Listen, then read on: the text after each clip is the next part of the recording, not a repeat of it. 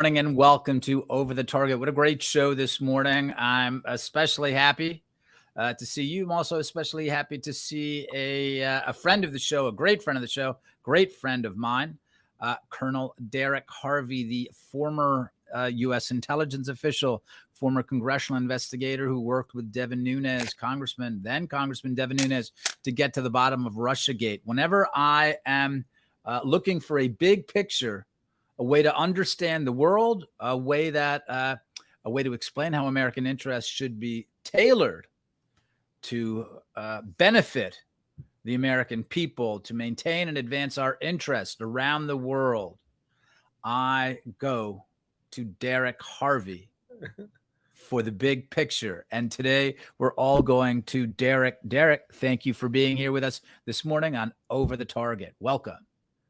Thanks, Lee, and I really appreciate those comments. I think it's probably overblown, but I'll take them. No, I love talking to you about that stuff because you see it from so many different perspectives. By the way, I should have added that in addition to all your national roles as a U.S. Army colonel, as a former, member of the intelligence community, a congressional investigator, I should say, now you're county commissioner, Washington County, Maryland. You're holding elected office. But I guess what I want people to understand is what I like learning from you is how that big picture out there, what's going on across the ocean, right, affects where we are as Americans. It's not about Washington, D.C. It's about how we live as Americans. So, man, you are always the best at that. Well, thank you, Lee. I would just add, it's probably one of the reasons I was selected to be a special assistant to the president and be in the National Security Council, too, for President Trump to try and promote America's interest internationally, economically, and from a security perspective. And I focused on the Middle East and North Africa. But it didn't matter if it was, the president or, Jared Kushner or others. I was drawn into issues about Central Asia, China, Afghanistan on a regular basis in order to provide a strategic view of America's interests, the weaknesses, the strengths, the opportunities that might be presented in those various areas. And that's what I want to ask you about this morning. We got a couple of big topics, big things that are going on abroad. Definitely have questions for you about Ukraine. But I've got to start off right now with China because I got to set this up and say that you were leading Congressman Nunes' investigation when he was at the House Intelligence Committee. You were leading the investigation into China, including some entities, industries, institutions, and individuals that are, again, getting the attention of the press when it's being honest and forthright, as well as U.S. lawmakers, both in the Senate and the House. So let's start with China. What do people need to know right now? What's going on with China? What are people saying on the Hill? What's going on with the Biden administrations with China? What's the big picture? Well, I think broadly speaking, I'd like to give Devin Nunes some kudos because he started focusing on China and the gap between intelligence assessments and what was really going on the ground all the way back to 2012. And that's when he started to really dig into China while everyone else was looking elsewhere and really not focused on what China was doing to become a peer competitor and in reality to surpass us in so many areas in military technologies, to economic strength in areas. So, I got to say that Devin did a great job with bringing that focus of effort, but, it was not met with the same type of attention by the intelligence community, nor by the armed services or intelligence committees, both in the Senate and the House of Representatives, whether it was Democrat or Republican run. There's been a big blind spot to China because of the way China has masterfully integrated a whole of nation approach to influencing America in almost every sector. Remember, nothing is private in China. There's no competing interests there. It comes from the top down. So I called the other day Sequoia Capital, an American firm that also has Sequoia China and some others. The starship of Chinese influence in America, the way it leverages its ability to be the gatekeeper to export.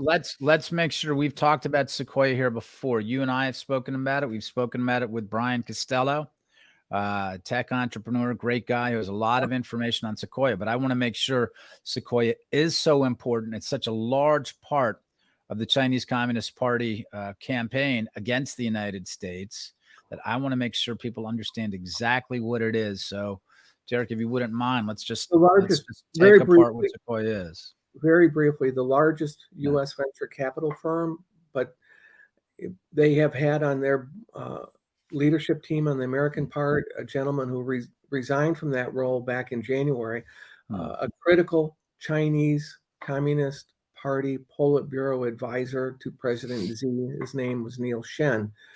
And Sequoia Capital invests in startups, but also invests in a lot of other areas in America in order to gain insights into new opportunities for investment, which would generate profits. But if you're the Chinese entities, you also want to be able to use that to shut down, invest and then shut down good ideas here, but migrate the ideas and further develop them in America, in China. It's also a target-rich environment for them because most people don't know this, but if you're coming in as a venture capital firm, you can be talking about investment. You get access to great insider information because they're giving you all this in order to convince you to invest hundreds, if not billions of dollars into their things. So they can understand what this company thinks is possible, how they're going to approach it from an R&D perspective, and what the applications and spin-offs may be. And if you're able to get that, you don't have to know everything. You just have to pull enough of that, and you can take it to your smart people in China, and then they can extrapolate and go from there. And then the money flows in. That's one thing. And then the gatekeeper's role on the Chinese side is this. You try to raise $8 billion for technology that they want to foster. And they will have military applications, space application, hypersonic application, bioscience applications. And Americans are investing in that because they're guaranteeing a return on investment there. You're not going to lose. And then that money and that profit. How are they able to make good on that promise? Right? How are they able to, when they say, yeah, believe me, you're going to get 15 to 20%, which is something you'll never get, in a U.S. market. But here, if you bring your money to China, we can guarantee if you bring your money to Beijing and invest in these different companies that we've signed off on, we can guarantee you 15 to 20%. How? There may be some losers in those buckets of what they're investing in, but they can shape the environment there, for the winners so that you get outsized gain. Okay. Even if you have some losers along the way in the hypersonic or in these other areas. So for example, an Australian think tank did a study. I don't know if you saw it, but 19 of the top 21 research areas for new technologies and R&D, the Chinese are leading the US, especially in military applications. In good part because it's our information that they're further exploiting, and the money's coming in, and it's our money coming in to do it. Okay, so I just want to get very quickly. I just want to get the process right to make sure I have it right. So, a company like Sequoia, right, getting investors, and it has insight into what these different companies are doing. If it has CCP investors, and we'll talk about this guy, Neil Shen, in a second, I know. But so what you're saying is that investors are getting a look at what different high-tech firms are doing, including firms working in defense, working in AI, working in all sorts of different potential dual-use fields, at least potential dual-use fields. They're getting a look at that. They're taking it back to China. and then they're getting American investors to come into China. So basically, they're spying on U.S. tech. They're taking it back to China. They're building it there, and then they're getting U.S. elites to come in and invest in the same kinds of things, except now it goes into it creates Chinese wealth instead of Right. American wealth. Is that Correct. basically the picture? Yeah, that's probably, Okay. a very, simplified but accurate way of Yeah. portraying it. Okay. Then they control that wealth there, and the government decides if you're able to return that to the United States. And some of the monies, the way the investments work, it can come back into nonprofits like, Crankstart, a big multi-billion-dollar nonprofit that's used to fund influence operations for lawfare against conservative and nationalist causes in the United That's States. based in the California Bay Area. Correct. So there, what's happening is the money is coming back. When the money comes back to Sequoia, right, from China, I mean, it's almost like we're So talking about a let me clean. just, Yeah, want to please. jump into how this sort of Yeah. fits together. This stuff's going on, and activities in the United States.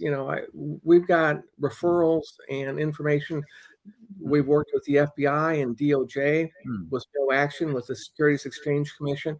There seems to be a cover-up, and I think Brian's talked about it. But Yeah. there are 7 clear areas where we suspect major criminal fraud, Wow. economic fraud, espionage, and FARA abuses. Sequoia Capital with Neil Shen either had a active Chinese Communist Party government official who is an advisor to President Xi on their board, which is an issue, and Right. an active executive in their company, which is an issue of corporate espionage with Chinese ties, or they had people working and benefiting Chinese elements, responding to Chinese needs, okay, therefore acting as agents, okay. That's an issue right there. And then Okay. they're trying to influence and pour money into campaigns. The number one contributor Okay. to McCarthy, for example, Okay. are Hold on. This is really important. So we're talking about the kind of coverage that Sequoia and the Chinese Communist Party has throughout Washington. So we're talking about you and others have been speaking with, law enforcement authorities. We know, unfortunately, where so many of their focus are these days, but also on Capitol Hill. You've been speaking to people, and one of the things that you found out is there are a lot of people on Capitol Hill, powerful figures in both parties, who appear to be, there are questions about them and their relationship to this firm, Sequoia. I just wanted to make sure I got it. Everyone acknowledges that the Security Exchange Commission, FBI, and DOJ have not moved actively on these criminal referrals and these espionage and FARA concerns, period. The question is why? And, we could get into that. I think my supposition is that it's so tied to the Democrat elite and some of the Republicans tied to the economic and money benefits of individuals and groups benefiting from this negative relationship we have with China. That's one part of it. Another part of it, and it is concerning, is when you look at FEC contributions, okay? You just go down the list of the names if you know who you're looking for, and they're tied to Sequoia or they're tied to other entities. They're giving hundreds of thousands of dollars to victory funds or PACs, and they're tied to, key Democrats, Democrat Party machines, nonprofits that are doing things for the Democrat Party, or it can be McCarthy's Victory Fund or McConnell's Senate Fund. That's House Speaker Kevin McCarthy, and Republican Senate Leader Mitch McConnell. Across the board, there's an acknowledgement by Senate intel staffers, by armed services folks on there in the Senate, as well as in House, and you got Congressman Gallagher and the China Committee looking at these things. There's universal acknowledgement that this stuff is going on, whether it's in Wall Street, key players there, venture capitalists, big banks, but everyone wants to look away because they're making money or benefiting in one way. Right. At the same time, it's bringing America down economically and undermining our ability to grow militarily.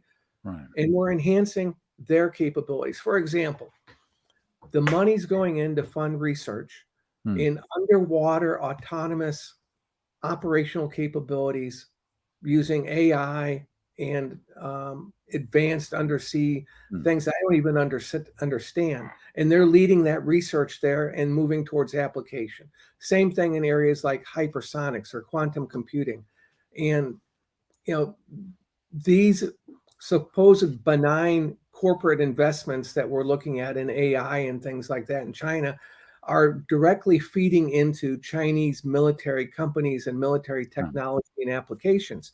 That's why they're leaping ahead of us in 90% of the areas that concern us. In from a military perspective, we are being outspent, out-researched, and out developed by the Chinese with the help of the American elite. That's what it sounds like. Whenever we hear people talk about, the CCP, no, they're really great. They work really hard. They're really devoted. The hours, the determination, the discipline. No, a lot of this is because of American elites, corporate and political elites, right? Either they're selling this stuff, they're allowing it to be sold, and they're profiting from it. That's the most disgraceful thing.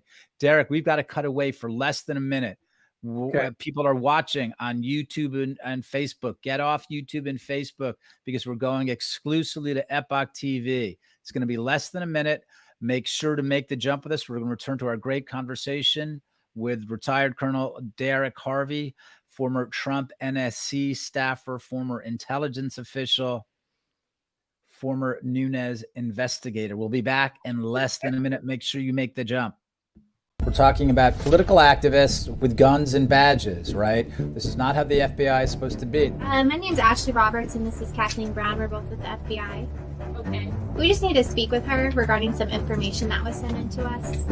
They talked not only about some of the different violations, the different things the FBI was doing that they disagreed with. And in the parking lot of a school board meeting where the FBI sent you, you were taking down information regarding people's license plates. That's correct. They also explained how they've been punished by the FBI. If FBI turn up at someone's house or the police turn up at someone's house and they're not in any trouble, they just need to talk to them. There's usually something a little deeper going on. Do you mind if I take a picture of your badges? Unfortunately, we're not allowed to have anyone take our pictures. Can I see it again, please? Sure. Oh, yeah, don't worry, she's not in any trouble. Then why are you here? Why is the FBI? You're wasting your time if my daughter's not in any trouble.